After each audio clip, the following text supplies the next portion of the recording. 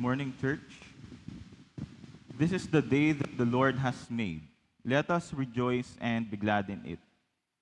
Last night, palit ako ng profile picture. Then I found out that more comments and reacts increase engagement of a post sa Facebook. And it gives wider range ng audience. And of course, we also want to share God's word without borders, right? So, for those who are watching online, let's put in the comment, I am present in God's presence today. So ulitin ko, I am present in God's presence today. So for us here na nandito sa church, so let us tell one another, I am present in God's presence today. So the topic that I want to discuss today, ito sobrang bago. It's about flesh and blood. Wow, siguro yung mga umatin dito since last week. Wow, di ko bagong-bago. Parang last week pa namin naririnig yung flesh and blood. Same gospel din yan nung kahapon eh. But what I believe in is that if God is repeating something, He emphasizes that it is very important. Do you agree? In Ephesians 6 verse 12 says, "For our struggle is not against flesh and blood, but against the rulers, against the powers, against the world forces of this darkness, against the spiritual forces of wickedness in places." And it is clear from this verse that our battle is not against flesh and blood, but of spirit. And whatever happens in our spirit, it manifests also in our flesh.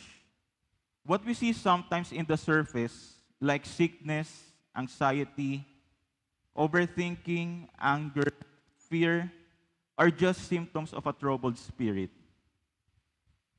And sometimes we try to cure these symptoms by, of course, taking our vitamins, our medicine. Pagka inaatake tayo ng sakit, inaatake tayo ng anxiety, meron tayong iniinom na gamot.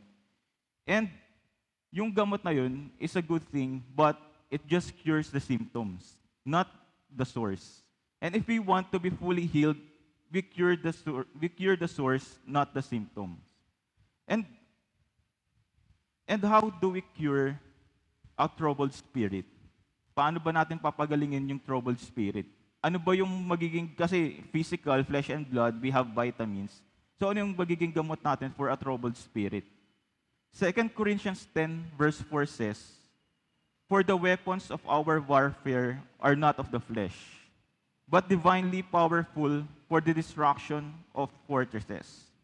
And dito sa 2 Corinthians, it says na yung weapon na meron tayo is not created for the warfare of flesh and blood, but in heavenly realm. So yung weapon natin, it comes from heaven. It comes from God. And yun yung magiging panlaban natin sa kung ano man yung nangyayari sa spirit natin. And kung mapapansin nyo, this is what Jesus was telling us in the gospel since last week. About eating His flesh and drinking His blood, because they are the very cure for a troubled spirit. So, kung mapapansin natin from the last week, so iniisip ng mga tao na Jesus was promoting cannibalism. Kasi di ba syempre, Jesus was telling the people na, "Eat my flesh and drink my blood." And for those people na nakikinig kay Jesus Christ that time, syempre, parang isipin mo, literal yung sinasabi ni Jesus Christ na, bakit kailangan ko kainin yung flesh and blood ni Jesus Christ? So, ano mangyayari sa akin pag kumain ako ng laman ng tao? Di ba? Magiging makasalanan pa ako. But if we would go deeper dun sa Gospels natin, so Matthew 4 verse 4 says, kasi dito natin makikita kung bakit sinasabi ni Jesus Christ na we have to eat His flesh and drink His blood. So Matthew 4 verse 4 says, ito yung gospel about the temptation of Jesus Christ. Remember when Satan tempted Jesus Christ to make the stone to become bread.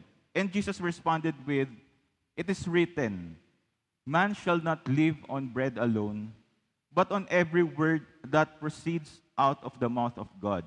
So kung ano yung sinabi ni Jesus Christ na let us not live by bread alone, kasi just to give a context, etong gospel natin for today, nag-umpisa siya sa feeding of 5,000.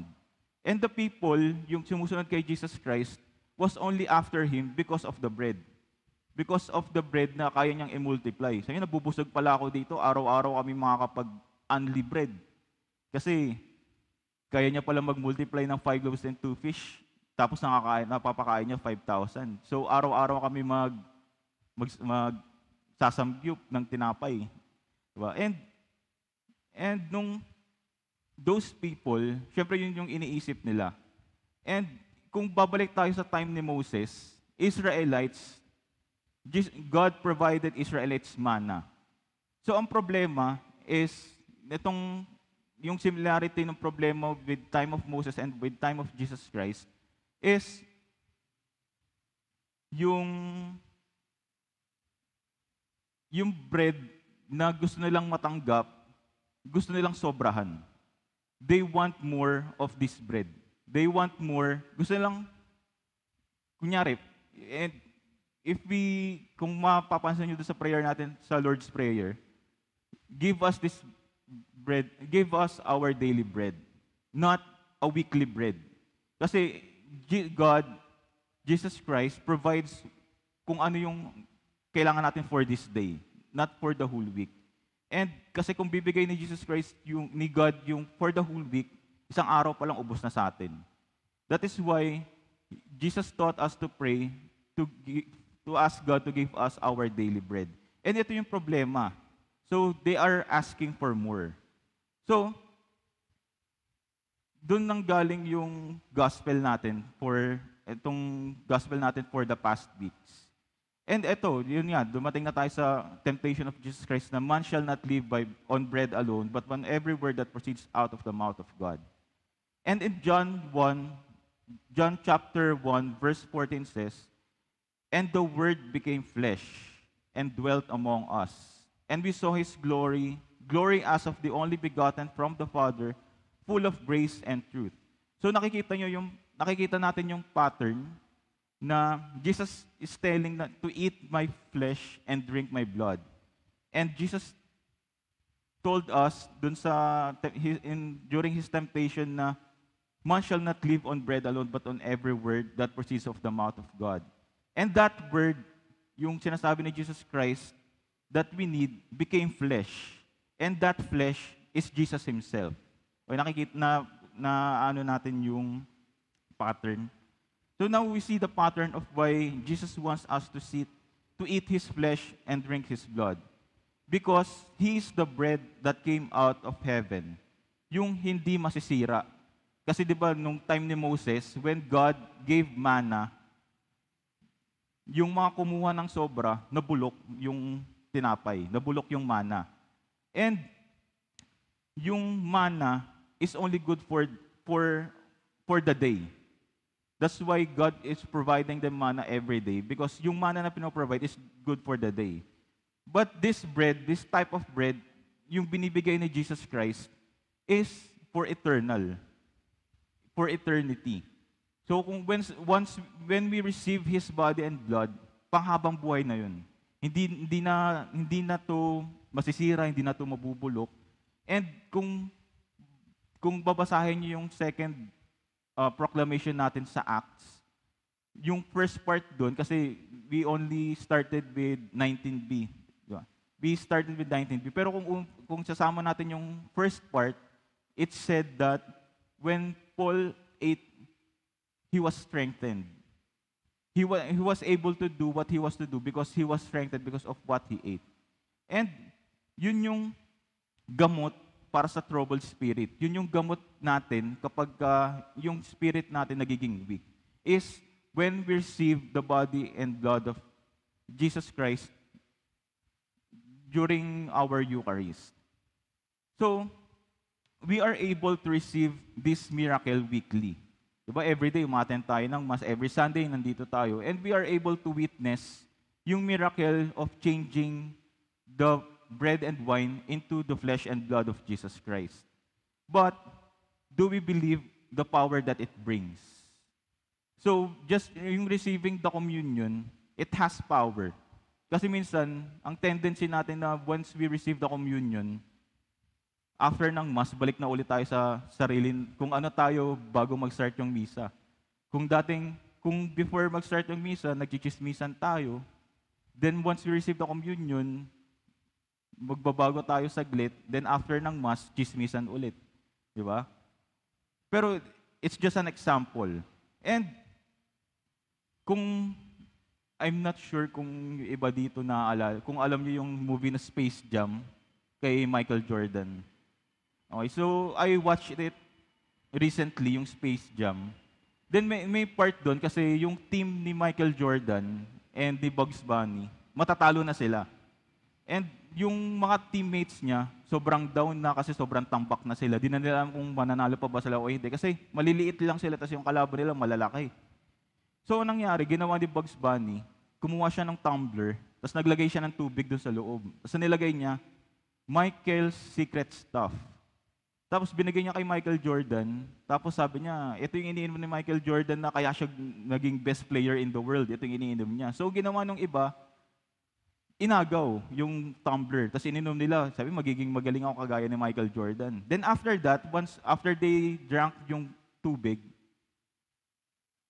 nag-iba yung attitude nila. Mas naging confident sila, mas lalo nilang ginalingan without realizing na yung power that they have was empowered because of what they believed in. And it's the same when we receive the Holy Communion. We have to believe that the bread and wine we receive during the Eucharist is Jesus Himself. And once we receive Him, we become one with Him. And His power becomes our power. So, once we consume the bread and wine, the body and blood of Christ, we become one with Him. Okay, nagiging isa tayo. And kung ano yung meron siya, nagkakaroon din tayo. Yung power na meron si Jesus Christ, nagkakaroon din tayo ng ganong klaseng power. And ano yung klaseng mga power na yun? Yun ba yung kaya nating makapagpalipat ng bundok sa kabilang lugar? Kaya ba nating maglakad sa tubig? Is that the kind of power na nilolong natin when we receive the communion? But the power, the benefit of receiving Jesus Christ is we gain the power to forgive. Yun, unang-una. Once we receive the communion, we gain the power to forgive. Second, we gain the power to be compassionate. Third, we gain the power to bring life. And fourth, the power to lift others up. And last is the power to overcome. So these are the power na marireceive natin once we receive the communion. Kasi minsan hindi natin nare-realize yung power na nabibigay sa atin because hindi tama yung attitude natin when we receive the communion. And minsan iniisip natin na pagka-misa, at papasok na lang ako pag communion na. Ito naman yung importante. Makareceive ako ng communion, okay na ako.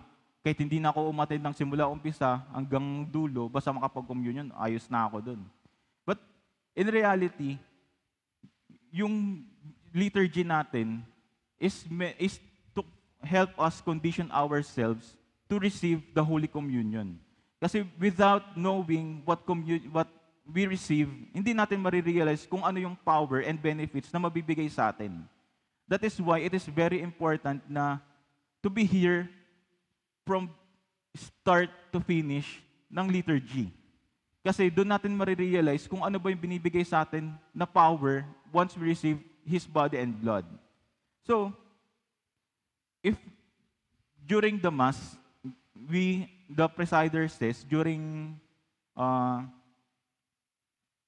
anamnesis, sinasabi na, this is my body which is broken for you.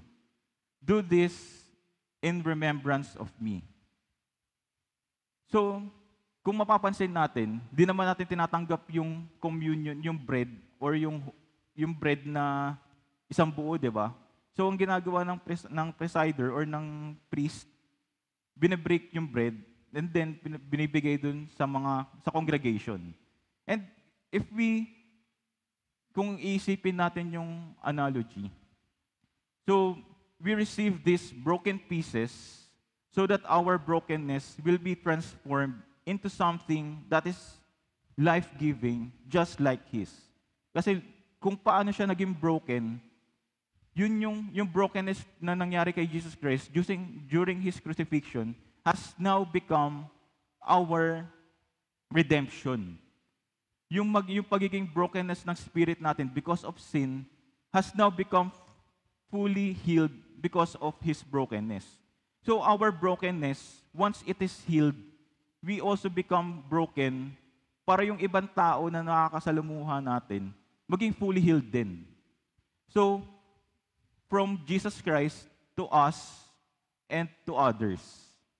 So, doon natin makarealize na kung gaano ka-importante yung Holy Eucharist. So, wag natin baliwalain na, sige, magko-communion ako, okay na ako doon. Okay na, ligtas na ako, di na ako, na-receive ko naman na yung communion eh. Di ko na kailangan mag-repent, di ko na kailangan umattend ng misa. Good for good for the whole week na to, babalik na ulit ako sa sarili ko. And like what I said, na once we receive the communion, we transform. Nagbabagong anyo tayo, nagbabagong buhay tayo. And every Mass, bawat misa na ginagawa natin is a life-changing event. So kung hindi nagbabago yung buhay natin or nahihirapan tayo magbago, baka kulang pa tayo sa effort na ginagawa natin during Mass. We only do Mass just for 1 or 2 hours, and the rest of the day is sa atin na yun. So we have to fully immerse ourselves. That is why, sabi ko nung umpisa na we have to be present in God's presence. Kasi if we don't realize God's presence when we receive the communion, hindi mag-work. Hindi mag-work. We just receive it na as bread and wine, not body and blood of Jesus Christ.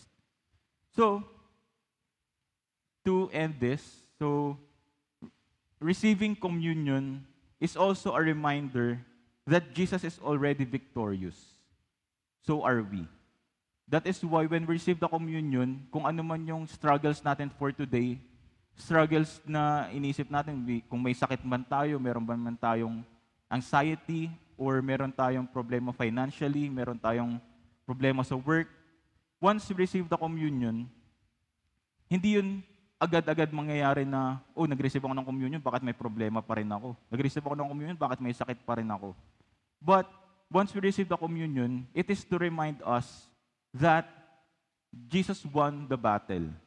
So, what we have to do is act upon it. So, acting upon it is the same as receiving the body and blood of Jesus Christ. Amen.